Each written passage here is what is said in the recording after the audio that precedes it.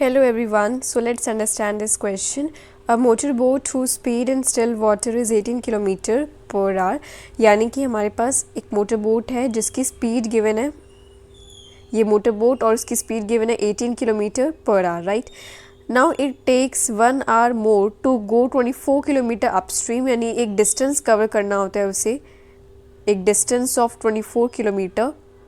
ठीक है, तो it takes 1 hour more to go 24 km upstream then to return downstream to the same spot, यानी कि upstream जाने के लिए उसे 1 hour ज़्यादा लगता है then to return downstream.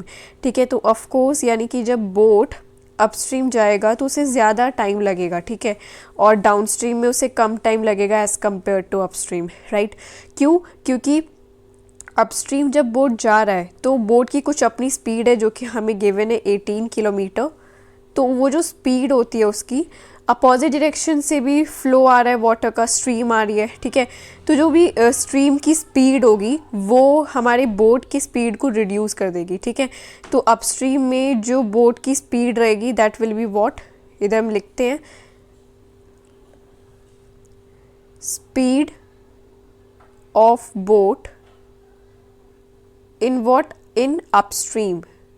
तो अपस्ट्रीम में बोट की स्पीड कम हो जाएगी, तो हमेशा याद रखो कम होती है अपस्ट्रीम में. सो दैट मीन्स 18 जो एक्चुअल स्टिल वाटर में इसकी स्पीड है 18 किलोमीटर माइनस एक्स. ये एक्स क्या है, लेट कर लो स्पीड ऑफ स्ट्रीम को एक्स, ठीक है. Let speed of stream be X, ठीक है, kilometre per hour, right. Now we have 18 minus X और ये भी क्या है, ये है किलोमीटर पर आवर. नाउ एक और चीज़ है अपस्ट्रीम में निकाली. नाउ डाउनस्ट्रीम में क्या हो जाएगा, तो वही अपस्ट्रीम डन, डाउनस्ट्रीम में बोट की स्पीड कितनी होगी, डाउनस्ट्रीम अब वो ऊपर से समझो नीचे आ रहा है ना, तो फिर उसकी स्पीड बढ़ जाएगी, ठीक है. जो एक्चुअल स्पीड है उसकी 18 किलोमीटर, उस स्पीड में जो रिवर जो भी स्ट्रीम है उसकी स्पीड ऐड हो जाएगी. सो जो स्पीड होगी, speed of boat in downstream, so it says it will be 18, क्या 18 में प्लस करेंगे x. तो एक बार और क्लियर कर दूं कि 18 क्या है, 18 is nothing but speed of boat और x क्या है, x स्पीड ऑफ स्ट्रीम है. तो वही अपस्ट्रीम में हमारे पास कम हो जाएगी तो 18 माइनस एक्स कर दिया, और डाउनस्ट्रीम में हमारे पास बढ़ जाएगी तो 18 प्लस एक्स कर दिया. तो हमने दोनों सिचुएशन की स्पीड निकाली है और हमारे पास डिस्टेंस गिवन है and the distance is 24 kilometre, right. Now अब क्या कर सकते हो, देखो टाइम का डिफरेंस गिवन है, टेक्स 1 hour, तो इससे आप एक इक्वेशन बना सकते हो. द इक्वेशन इज लेट, पहले तो लेट करो कि let time in upstream, upstream में समझ लो जो भी हमारे पास बोट है जो जा रही है अपस्ट्रीम में उसको टाइम लगा है t1, ठीक है. And let what, yes downstream में भी लेट करते हो, तो let time in downstream, downstream में टाइम हो जाएगा, ले लो t2. सो ये दो चीज़ें हो गई. अब हम इसे इक्वेशन अच्छे से बना सकते हैं. t1 यानी अपस्ट्रीम में माइनस t2 यानी कि डाउनस्ट्रीम में, दिस गिव्स अस 1, दोनों का डिफरेंस 1 है. तो बेसिकली हमने t1 माइनस t2 क्यों किया, t2 माइनस t1 क्यों नहीं किया, क्योंकि देखो अपस्ट्रीम में टाइम ज़्यादा लग रहा है तो ऑफकोर्स t1 माइनस t2 करेंगे, राइट. तो अब हमने ये क्वेश्चन बना ली, तो टाइम वही वाला हो गया कि time is equals to what, distance upon speed, क्योंकि हमें पता है कि speed is equal to distance upon time. तो स्पीड क्या है, फिर से लिख देती हूँ इसको, speed is equals to distance upon time. So या स्पीड इधर टाइम उधर, तो time is equals to distance upon speed.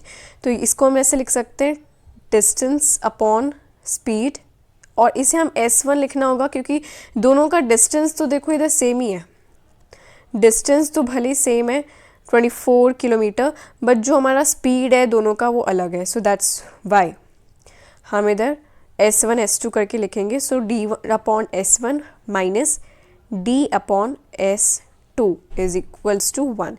So yes, we can put 24 upon S1 जो कि है क्या, हमारे पास अपस्ट्रीम की स्पीड है 18 minus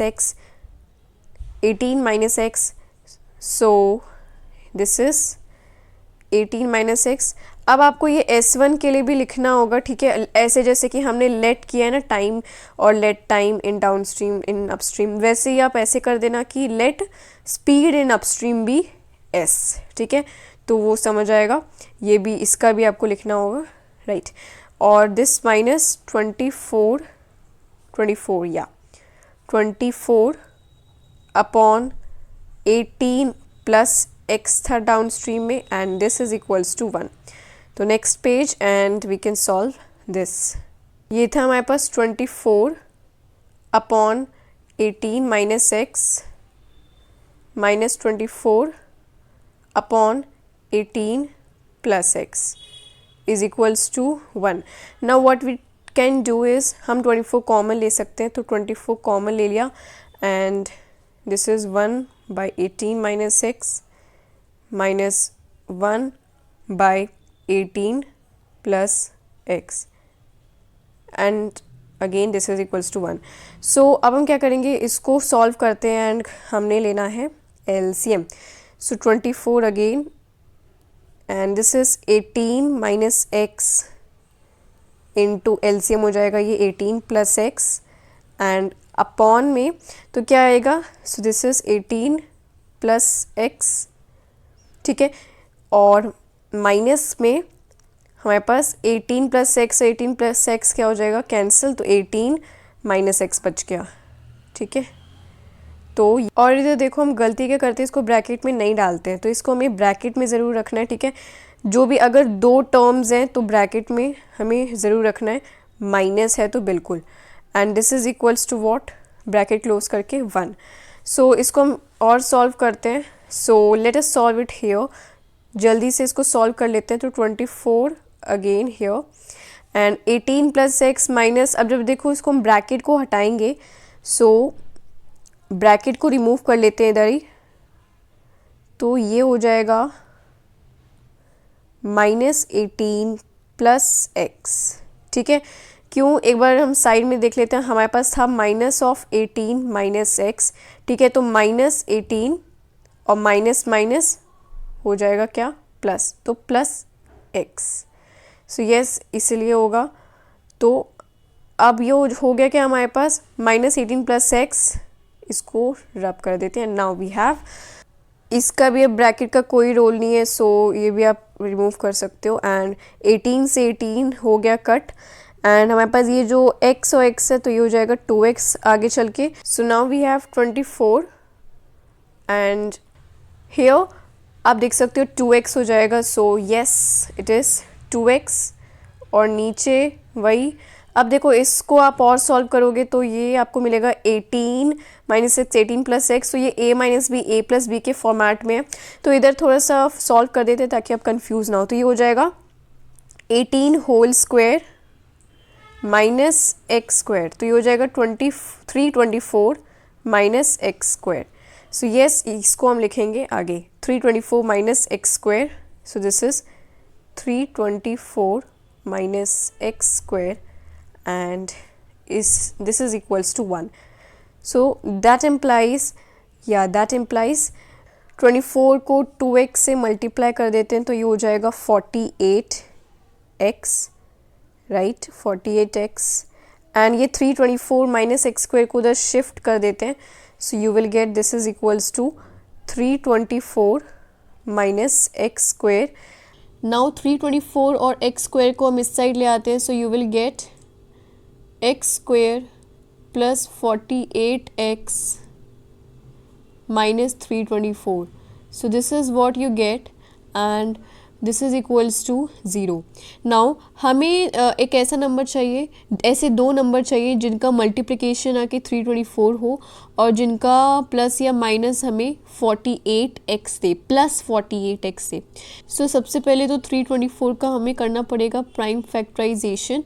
so you will get 162 and now 81 and now 3 से करेंगे so you will get 27, then 3 से करेंगे यू विल गेट 9, देन 3 से करेंगे you will get 3 and then 3 so it's 1.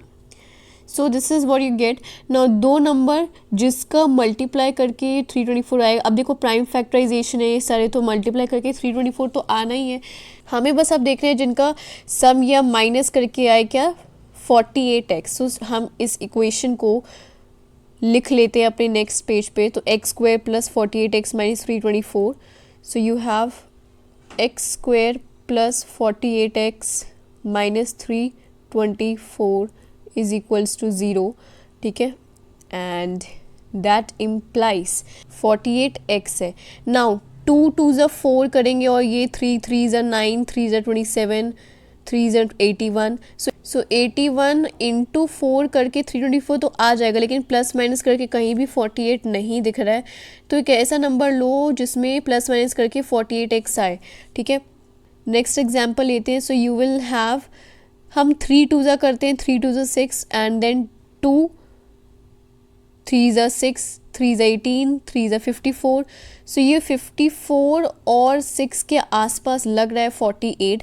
हाँ, अगर हम इनको माइनस कर दे तो 48x आ जाएगा. सो येस, यही हमारा नंबर है, यानी कि x² plus 54x minus 6x minus 324 and this is equals to 0.